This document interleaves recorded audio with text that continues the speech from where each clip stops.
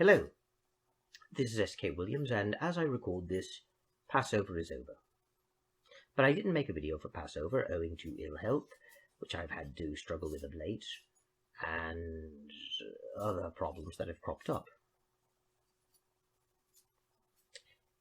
Passover is a holiday that Christians and Jews share.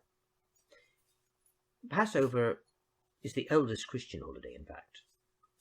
In English, we typically call it Easter, though the Orthodox communities, even in English-speaking lands, typically retain the original word Pascha, because quite contrary to the mythos that is cropped up, Easter was not originally a pagan holiday named after Ishtar or Eostre.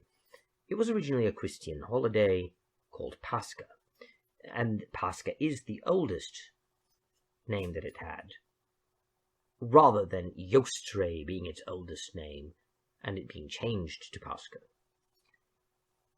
And originally, Pascha was a Jewish holiday and still is. In English, Pascha translates to Passover. And the Passover represents freedom from bondage, from slavery, and from sin. It is called Passover because there was a time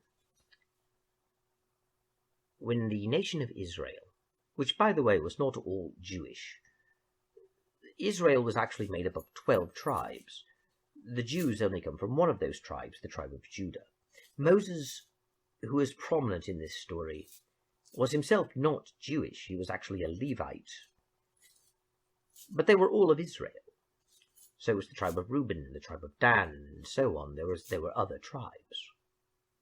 And indeed, another group, besides Jews and Christians, who would celebrate the Passover would be the Samaritans, who incidentally still exist to this day. And there are a few other Semitic groups that can trace their line to Israel, whom we know of. The Samaritans are largely forgotten today in our modern world. We think of them as something of the distant past, or think of the Good Samaritan, the parable of Jesus, but they are a real people, not only a historical people, but one that still endures to this day. And they were the ones who were from the northern kingdom of Israel, who were taken by the Assyrians. And because they intermarried with them too deeply, and because they compromised too much, at least in the views of the Judas, of the tribe of Judah, were hated and despised once they returned. But they still keep the Passover. The Passover commemorates the freedom as Hebrew slaves were kept in bondage and mistreated. And it comes at the end of a series of 9 plagues. Each plague a condemnation of a god that the Egyptians worshipped, showing the sovereignty of God, the creator of the universe, over them, as well as a condemnation of the sins of the Egyptian people, especially their sins aimed toward the children of Israel. And at any time the Pharaoh could have let the people go but refused, and that led to the final plague, the slaying of the firstborn. Of course, morally degenerate sociopathic atheists have said that the Pharaoh didn't really have a choice. God took away his free will. There's a verse in Exodus 21 that says God hardened Pharaoh's heart. There are also verses in Exodus, though, including Exodus 21, that says Pharaoh hardened his own heart. And the truth is, nothing suggests in the text that God took away Pharaoh's free will. The idea that because it says God hardened Pharaoh's heart, it means God took away his free will and made him act a certain way, is ridiculous. It's like if I told you that I spoke to some people and I made them hate me.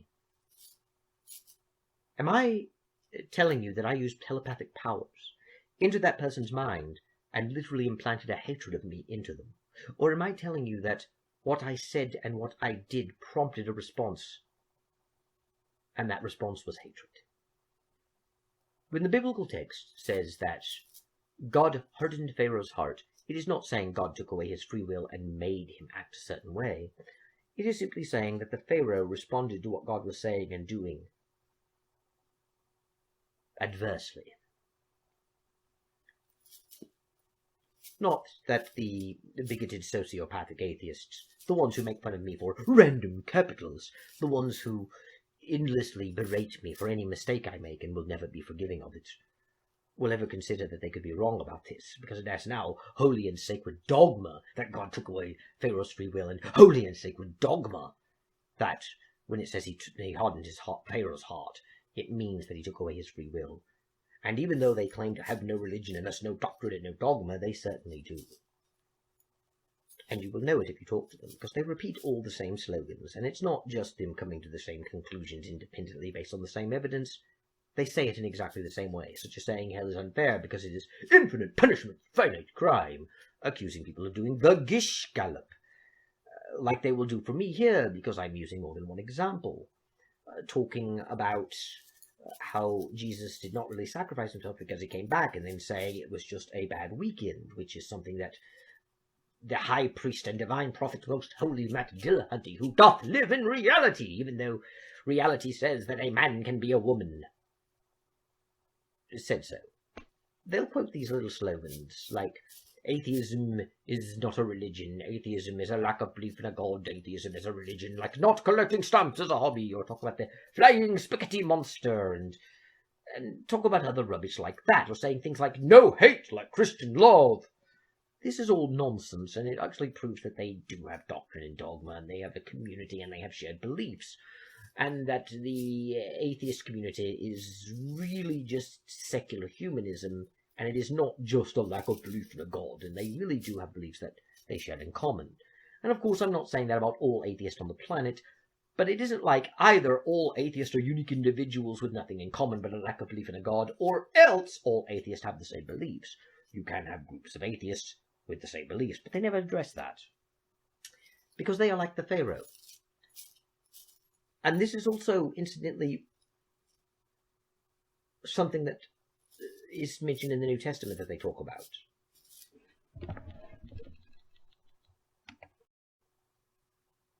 This is, for example, what it is speaking about in 2 Thessalonians chapter 2, where it talks about God sending people a powerful delusion.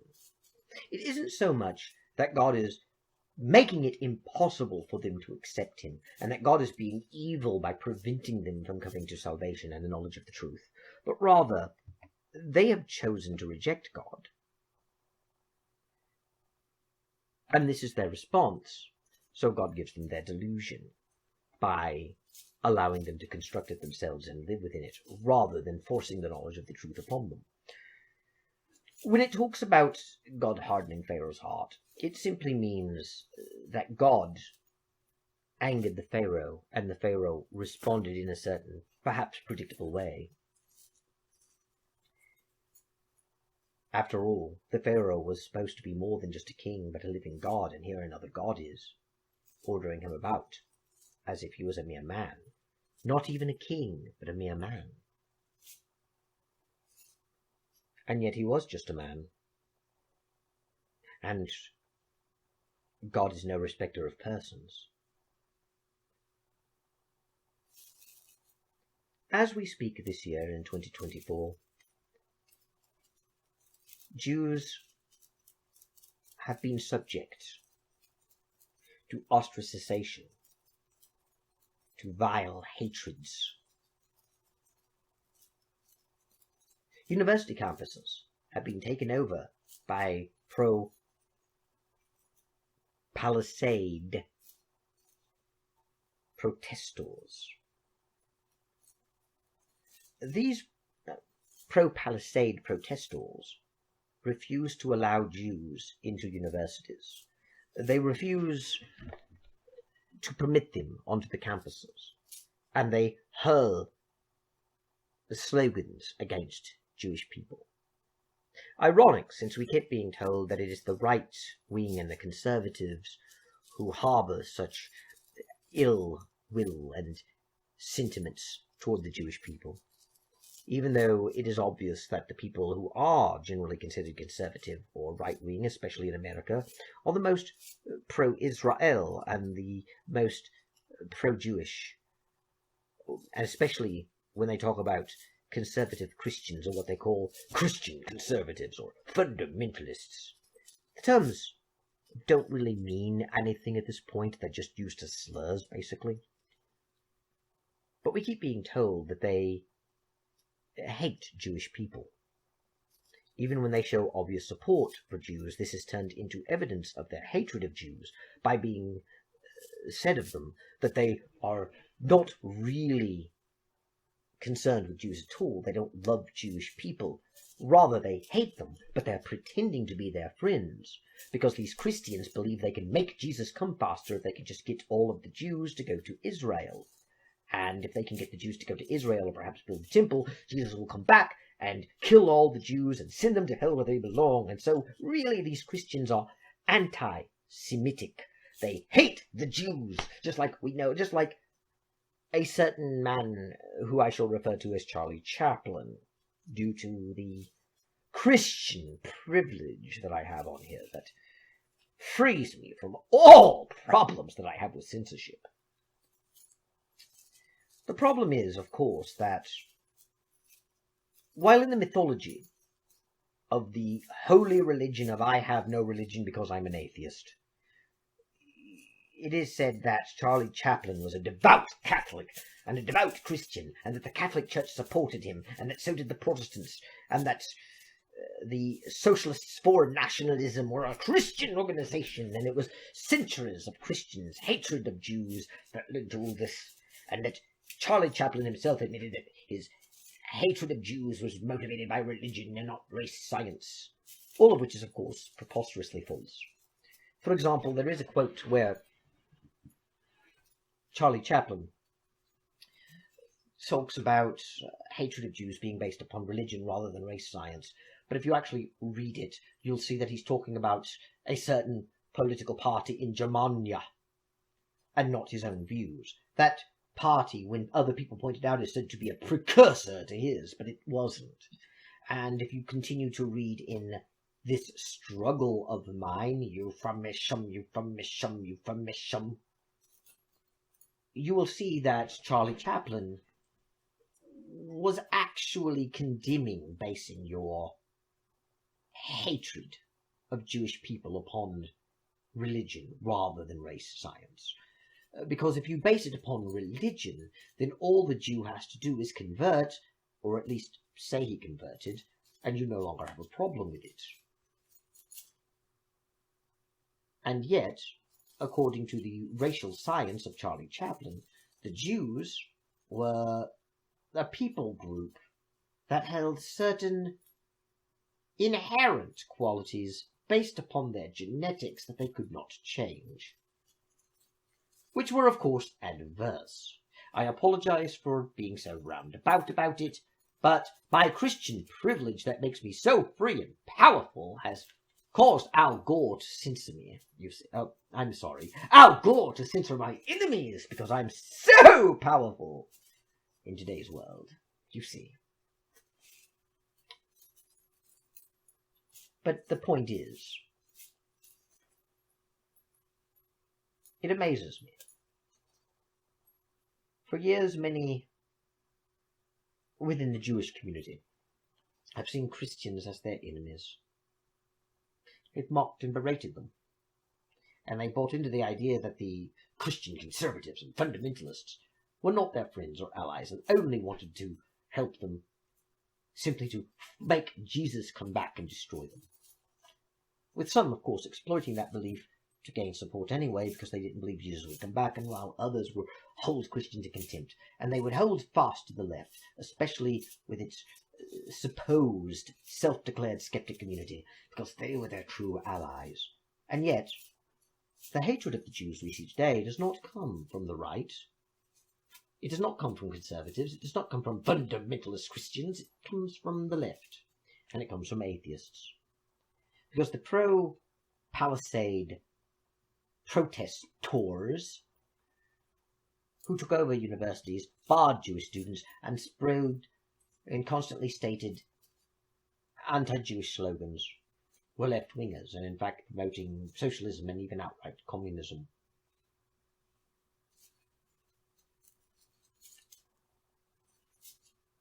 The truth of the matter is, Charlie Chaplin wasn't even right-wing. He was actually left-wing. He believed in collectivism, not individualism. And it really isn't true that he only called his party socialist to make it popular and would have called it anything if it would work. They really did hold socialist concepts, similar to modern-day stakeholder capitalism that is being promoted by the World Forum of Economics under Schwab, Klausman, and Harari Noah.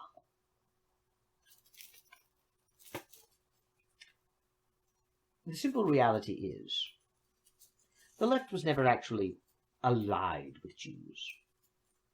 It rather used Jews as useful idiots.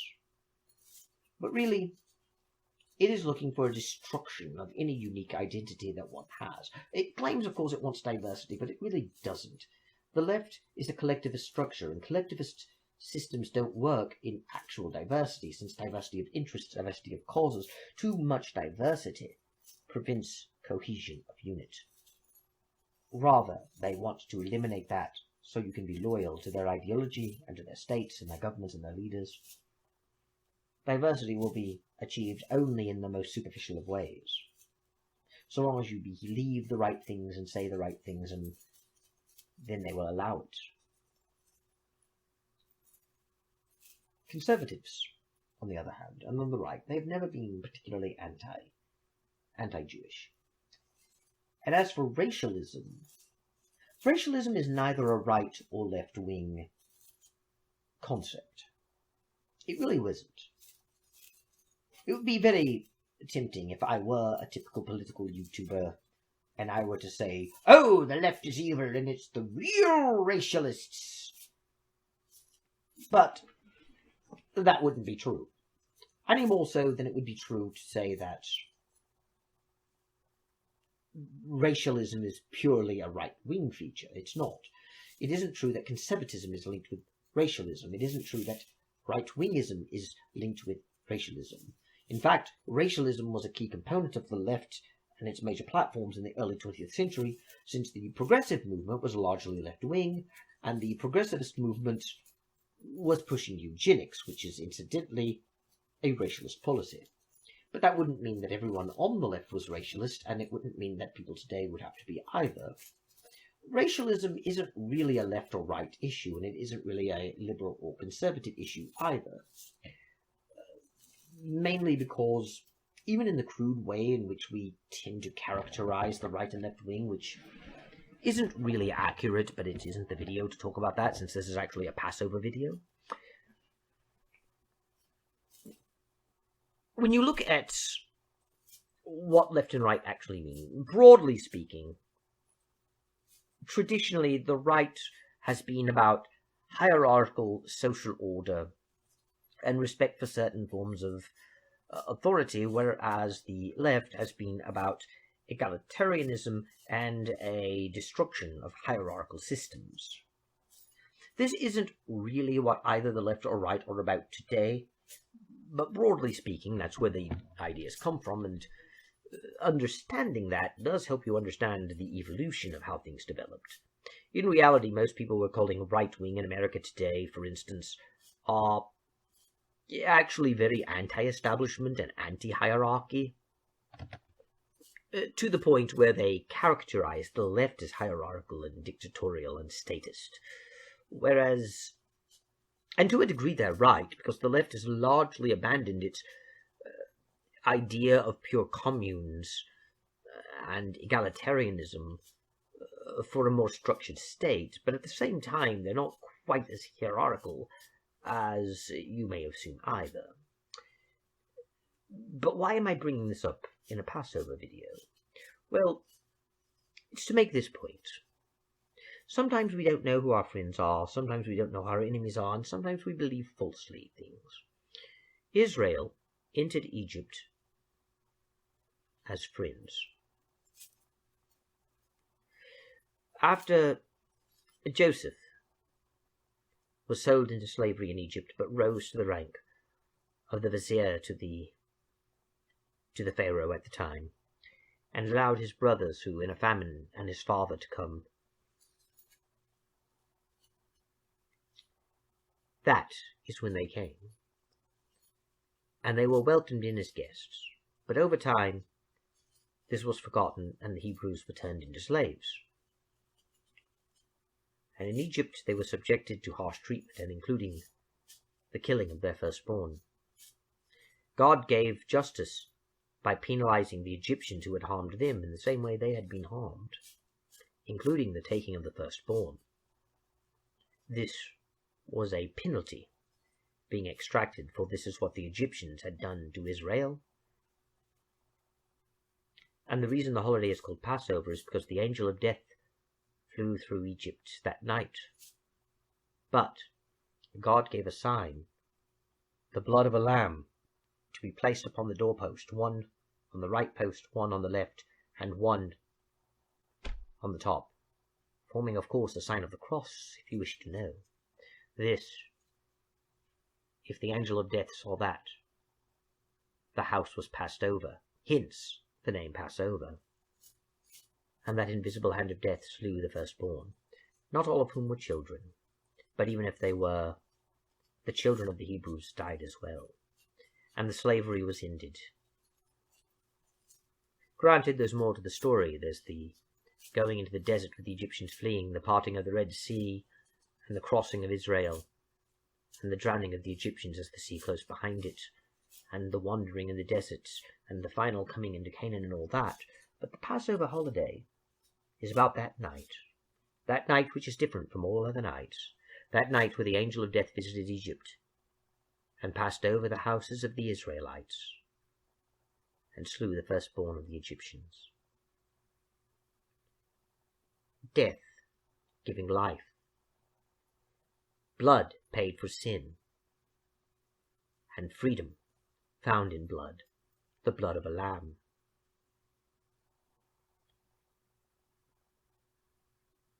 Friends turned enemies, as with Egypt turning enemies with ancient Israel, and the left turning enemies with Jews who had embraced them before.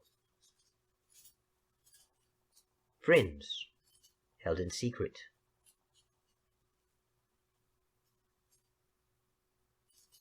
It is a tale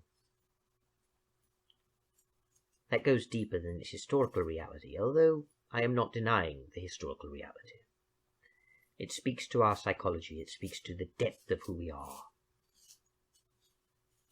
A desire, a yearning to be free after long capture. A desire to be redeemed after feeling worthless and ground to the dust. A desire for justice, for the wrongs we have had to endure for so many years. And liberation. And finally, destruction, that we are spared of. Not because we took swords to slay our enemies, but because we hid in the night from that which brings death, while others were visited by that great shadow of death in that same night while they too hid. We were spared while they perished. But we were spared because we were chosen and because we gave a sign. We will find these situations in life. We will find them constantly in the lives we live today. Granted, on a smaller scale, usually, but we do find them. I haven't much else to say, so I shall take my leave of you now. Thank you, God bless, and goodbye.